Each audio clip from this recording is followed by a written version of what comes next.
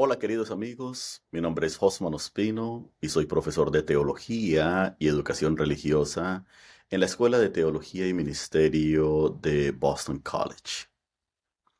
En los años 70, la comunidad hispana en los Estados Unidos comenzaba a crecer a pasos agigantados. Es una época en donde hay bastantes cambios a nivel global, a nivel nacional. Movimientos migratorios globales después de la Segunda Guerra Mundial. En los Estados Unidos se entra en una nueva era de migraciones, especialmente en 1965 con el National Immigration Act, ¿no? Un acta de migración o una reforma de migración, para decirlo mejor. Se abren las puertas a América Latina, a Asia y a África primordialmente, y en gran parte se cierran un poco las puertas migratorias a Europa. Eso generaría un cambio significativamente grande para el catolicismo en los Estados Unidos. Las comunidades crecen, los muchos mexicoamericanos que ya existían aquí en el país se establecen un poco más y entonces comienzan a surgir interrogantes. ¿Qué hacemos con la comunidad hispana para ayudarle a integrarse mejor en la iglesia y en la sociedad? Las distintas comunidades en todo el país se encontraban hablando de estos mismos temas en gran parte de una manera aislada. Si uno iba a Chicago o a Boston, a Los Ángeles, a Texas, no, en San Antonio o en Miami o Washington, D.C., Nueva York, todas estas personas estaban pensando lo mismo, líderes pastorales tanto latinos como no latinos. Y entonces no estaban comunicándose unos con otros. Un sacerdote colombiano fue invitado por la Conferencia Episcopal de los Estados Unidos, el padre Edgar Beltrán, a trabajar aquí en los Estados Unidos. Y cuando el padre Edgar Beltrán llega, lo primero que nota es precisamente esa desconexión. Una desconexión en la manera de dialogar, en la manera de pensar juntos, de planear juntos la pastoral hispana. Y lo que el padre Edgar hizo fue algo bien interesante. En América Latina, después del Concilio Vaticano II y después de la Conferencia de Medellín en 1968, se comenzaron a hacer una serie de encuentros, encuentros de diálogo, encuentros de formación, encuentros de pensamiento. Y entonces el padre Edgar, que trabajó en muchos de esos encuentros, al llegar a los Estados Unidos, dijo, lo que necesitamos en los Estados Unidos es precisamente eso, un encuentro de pastoral hispana para hablar del ministerio hispano y así juntos poder pensar y planear cómo servir mejor a la comunidad hispana. Pues en 1972 se tiene el primer encuentro en la ciudad de Washington y ese primer encuentro literalmente trae a un grupo primordialmente de sacerdotes, religiosos y comienzan a hablar allí, ¿no? Sobre el ministerio hispano. Vinieron de distintas partes del país y es la primera vez que se hace ese trabajo de conjunto, de pensar juntos. Y lo bonito es que los que estaban en Chicago se dieron cuenta que no estaban solos. Los que estaban en Miami se dieron cuenta que no estaban solos, los que estaban en Los Ángeles se dieron cuenta que no estaban solos y que todos tenían, de hecho, preocupaciones muy similares. ¿Cuáles eran esas preocupaciones? Formación en la fe, el acompañamiento de las familias, el acompañamiento de los jóvenes, la educación católica de los hispanos, cómo acoger al inmigrante, cómo ayudar a los inmigrantes que estaban viviendo en pobreza y muchas otras preocupaciones similares. El encuentro se repite en 1977, es el segundo encuentro. Luego, algo interesante ocurre. Muchos de estos líderes comenzaron a decir, bueno, pero si hablamos solamente entre sacerdotes y solamente hablamos entre los líderes que estamos contratados en parroquias o en diócesis, pues nos quedamos entre los mismos círculos de siempre y comenzamos a repetirnos. ¿Qué tal si hacemos una consulta en serio con la comunidad hispana en las bases, si vamos a las parroquias, si vamos a los movimientos, si vamos a los campos, si vamos a los colegios, a los centros comerciales, si vamos a los lugares en donde está la comunidad hispana y les preguntamos, ¿cómo puede la iglesia acompañarlos mejor? Y efectivamente, en 1983 se hace una consulta nacional muy hermosa, la cual involucró a más de medio millón de personas, más de medio, la gran mayoría de ellos latinos, latinas, en distintas partes del país.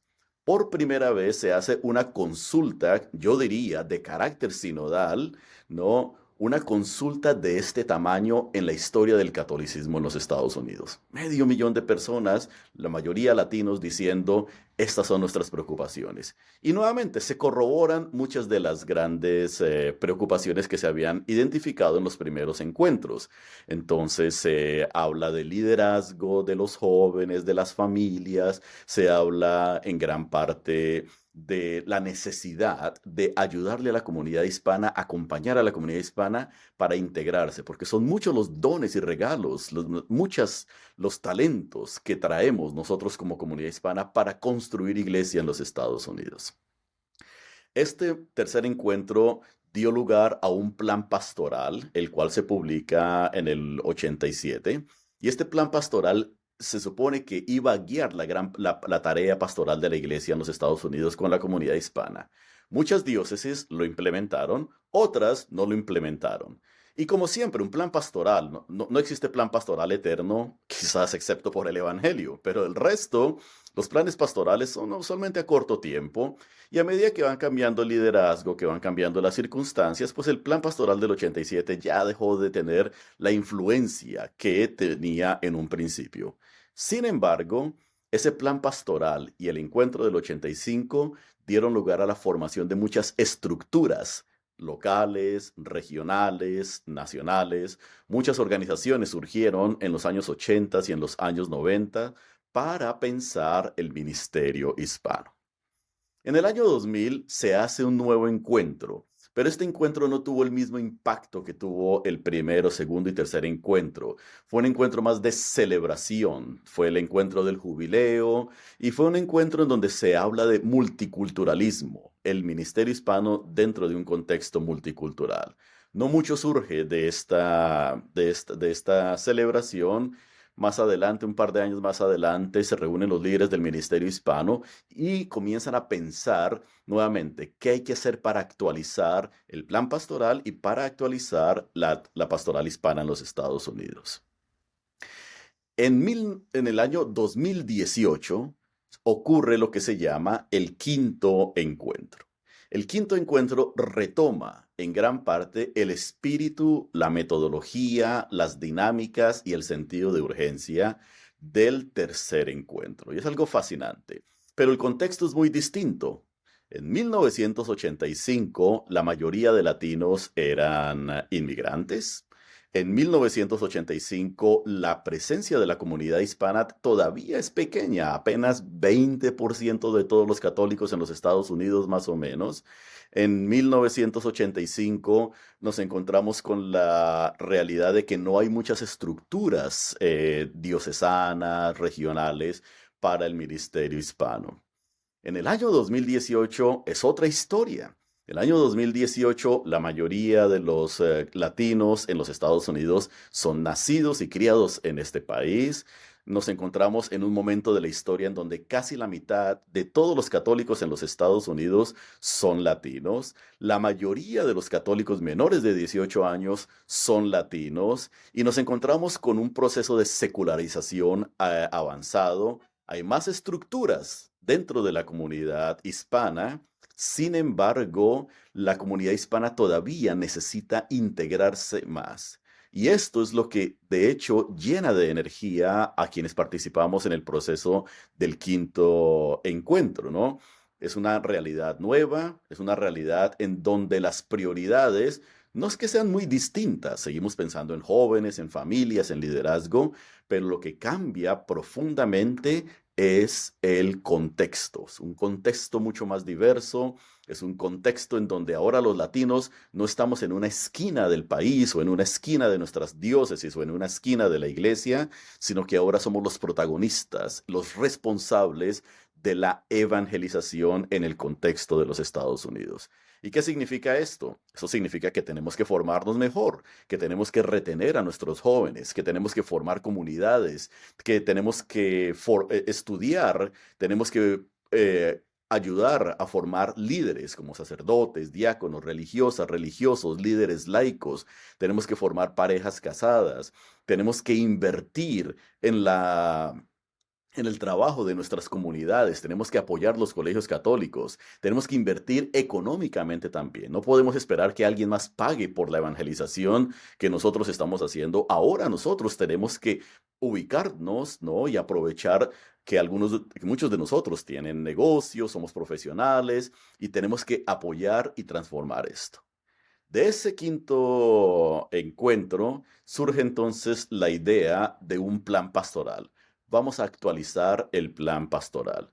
Así que si ustedes quieren entender el nuevo plan pastoral que surge en, 1900 en el año 2023, perdón, 2023, ese es un plan pastoral que surge de la energía y del contexto, en primer lugar, del quinto encuentro, de lo que da lugar el quinto encuentro.